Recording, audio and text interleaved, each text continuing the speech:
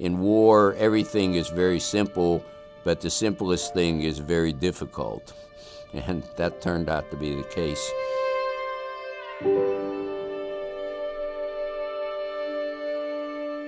I was sent to Quantico for a brief time to prepare to go to Vietnam as combat historian. Most of the other people who were chosen actually had backgrounds as radio disc jockeys, because the idea was that they had experience doing interviews, so they'd be good at doing these oral history interviews. I remember being impressed at one of the early meetings. There was a brief called, the title of the brief was "A Successful Cordon Operation."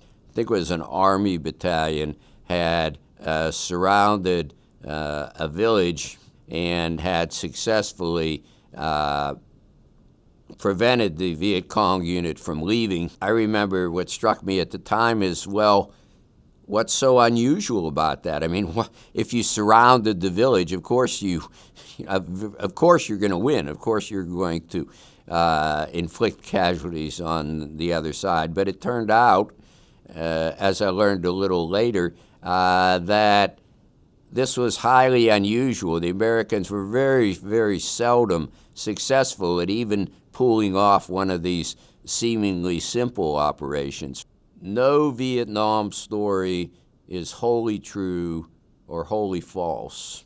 And I think that's a good way to regard, to look at, to approach the many firsthand accounts that you can read. There's not a typical experience of GIs in Vietnam. There are many, many varying experiences.